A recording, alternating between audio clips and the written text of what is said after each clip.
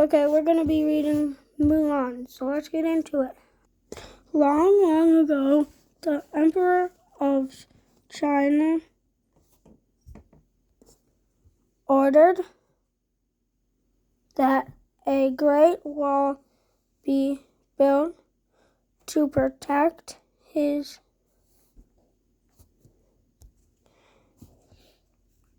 people from the evil Huns. In those days, a son showed honor to his family by being a good soldier. A daughter would show honor to her family by being a good wife. So it was that young woman went to see the matchmaker and had to impress her. One morning, a young woman named Mulan was being prepared to visit the matchmaker. Mulan was nervous. She wasn't like other girls. She could look proper, but could she act properly? Mulan's mother placed a beautiful comb in her hair. "There, you're ready," she said. "Not quite," Mulan's grandmother said. "You'll need something for good luck." Then she tied a small insect cage around Mulan's waist. "With this cricket, even you can't blow it." When Mulan finally met the matchmaker, the visit did not go well. Poor Mulan was very nervous. Then Mulan's lucky cricket escaped from his cage and landed on the matchmaker's dress.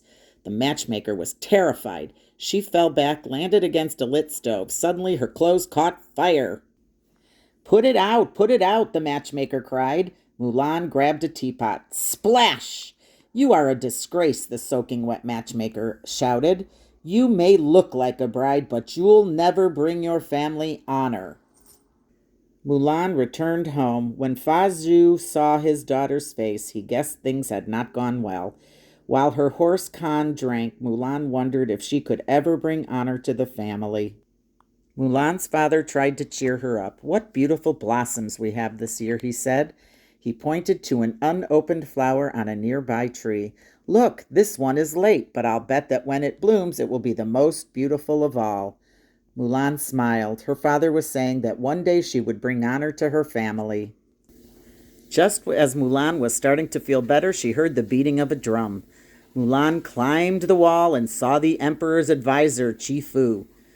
"The Huns have invaded China," Chi Fu announced. "By order of the emperor, one man from every family must serve in the imperial army." In his youth, Mulan's father had been a great soldier, but age and an old war wound had dulled his fighting ability. That evening, Mulan secretly watched him, her heart filled with sadness. Mulan knew that he could not survive another battle, so she came up with a plan to save his life. That night, Mulan quietly sneaked into her parents' bedroom. Carefully, she took the scroll calling her father to war. In its place, she left her hair comb as a token of her love. Then Mulan took her father's sword and cut her hair. Slash! Mulan put on her father's combat uniform and left the house. She looked like a young soldier going to war, for this was her plan, to pretend to be a boy and take her father's place in the army. As the rain poured down hard and cold, Mulan mounted her faithful horse Khan. She rode off, not knowing if she would ever see her family again. Later that night, Mulan's parents discovered what she had done. They were shocked. Impersonating a soldier was a crime, and if Mulan were caught, she would be killed. But there was nothing they could do. Mulan's grandmother prayed for help. "Ancestors, hear our prayer," she pleaded. "Watch over Mulan." Outside in the garden temple, the Fa family's ancestors heard the old woman's prayer. The spirits agreed to send a guardian to help Mulan. A little dragon named Mushu volunteered. Mushu had been demoted from his position as a family guardian. The ancestors laughed at him. The ancestors had no faith in Mushu, so they ordered him to use his gong and awaken the most powerful guardian of all, the Great Stone Dragon. Mushu approached the old statue. "Yo, Rocky," he called, "wake up." The great dragon did not wake up, so Mushu climbed on top of it and loudly banged the gong against his ear. "Hello, hello," he yelled. Suddenly the dragon's ear broke off. "Uh-oh," Mushu said.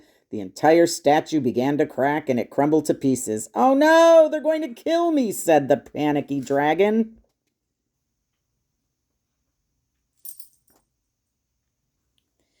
Just then Mushu saw Mulan's lucky cricket. "Crikey, crikey, give Mushu an idea." If Mushu could turn Mulan into a war hero, then the ancestors would forgive him and make him a guardian again. So Mushu and Crikey followed Mulan, but the little dragon was afraid that Mulan would not trust him.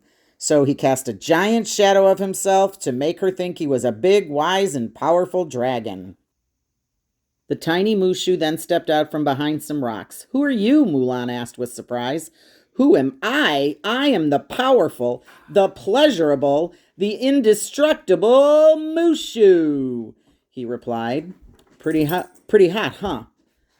Mulan wasn't sure, but she did let him join her. She would need all the help she could get.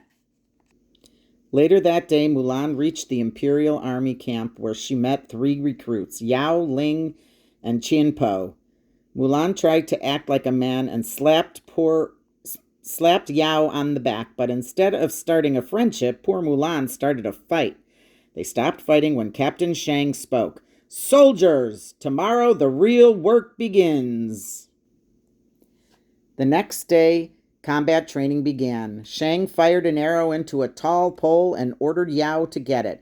But first, he tied 2 heavy bronze discs to Yao's wrists. "One disc represents strength," Shang said. "The other represents discipline. You need both to reach the arrow." Yao could not climb the pole. No one could. In the days ahead, the recruits trained hard to be good soldiers. Training was difficult for Mulan. Then, just when it seemed Mulan would never be a soldier, she realized how to climb the pole. Mulan tied the 2 discs together and used their weight to pull herself up against the pole. The soldiers cheered. Even Shang smiled. All the training paid off. The recruits were now ready to fight. Days later, they were marching through a mountain pass. Suddenly, arrows began falling from the sky. They were being attacked by the Huns and their evil leader, Shan Hu. Shang ordered his men to fire the cannons. Boom! Boom! But the cannons were not enough. The Huns were winning. "Aim the last cannon at Shan Hu," Shang cried desperately. Just then, Mulan had an idea. She grabbed the last cannon and fired it, but instead of shooting at Shan Hu, she aimed at the snow-covered mountain above him. Wham! The cannon shell exploded into the mountain peak. Suddenly, the mountain began to rumble and snow started to fall. Mulan's plan worked. The noise started an avalanche. Shan Yu saw what Mulan had done and tried to attack her, but he was too late. Soon the Huns were completely buried in the snow. Mulan was a hero. Although she had disobeyed Shang's orders, she had saved the army and defeated the Huns. "You are the craziest man I have ever met," Shang said to Mulan, "and for that I owe you my life. From now on, you have my trust." Mulan felt weak. She had been wounded by Shan Yu. Suddenly, the girl fainted. Mulan was taken to the medic's tent, where the doctor discovered the truth. The brave soldier was a woman. Shang was shocked. "I did it to save my father," Mulan explained. Shang did not answer. Although Mulan was a hero, she had committed a terrible crime and must be punished.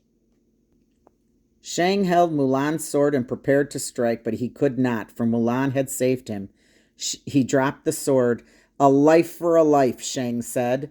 With that, Shang walked away and left Mulan and Khan behind on the cold mountainside. Mulan was very sad. She felt like a failure. Mushu tried to cheer her up. "Come on, you've got to let these things go," he said. "You risked your life to save the people you love. At least you had good intentions." Suddenly, Mulan saw Shan Yu and 5 of his Huns. They were alive and heading for the imperial city. "We have to do something," Mulan cried. With that, she jumped up and grabbed her sword and ran toward Khan. Mushu hesitated. "Are we in this together or not?" Mulan asked the little dragon. "Yeah," Mushu agreed. "Let's go kick some honey buns." With Crikey in tow, they rode off to the imperial city. Mulan arrived in the imperial city to find Shang and his men in a parade celebrating the defeat of the Huns. "Shang," Mulan cried, "the Huns are alive! They're in the city!" "Why should I believe you?" Shang replied coldly. Shang ignored Mulan. He rode off for the imperial palace to meet the emperor. At the palace, Shang met the emperor. Suddenly, one of the paper parade dragons ripped open. It was the Huns. They had hidden in the dragon so they could attack the emperor. The villains knocked Shang down, captured the emperor, and locked him inside the palace. Mulan rejoined her friends. To save the emperor, they had to get inside. But how? Mulan had an idea. She, Yao, Ling, and Xian Po dressed like women to trick the Huns. With Shang, they climbed the palace pillars. Mulan, Yao, Ling, and Xian Po approached Shan Yu's men. They quickly overpowered them. Meanwhile, Shan Yu was holding the emperor captive. "Bow to me," he ordered, but the emperor bowed to no one. Just in time, Shang burst in and knocked down Shan Yu. As they fought, Xian Po grabbed the emperor and carried him to safety. Shan Yu knocked Shang out and chased Mulan onto the roof. He did not know that Mulan had planned a trap. "Ready, Mushu?" Mulan cried. "I'm ready, baby," Mushu answered. With that, Mushu fired a rocket into Shan Yu. The rocket took the villain away forever. Later, the emperor presented Mulan with his own pendant and the sword of Shan Yu. "When they see this pendant, your family will know that you have saved the life of the emperor," he said. "When they see this sword, they will know what you have done to save China." Then the emperor did the unthinkable. He bowed in respect to Mulan. Mulan returned home. Her mother and grandmother wept with joy, and her father was filled with pride. Soon Mulan had an unexpected visitor. It was Shang. Mulan asked him to stay for dinner, and Shang happily accepted. Mulan's family watched the two with quiet contentment. They sensed a very special relationship was blooming. As for Mushu, when the ancestors learned of his deeds, they no longer laughed at the little dragon. They celebrated, and Mushu would officially become a family guardian again. Mushu was thrilled. "Send out for egg rolls," he cried.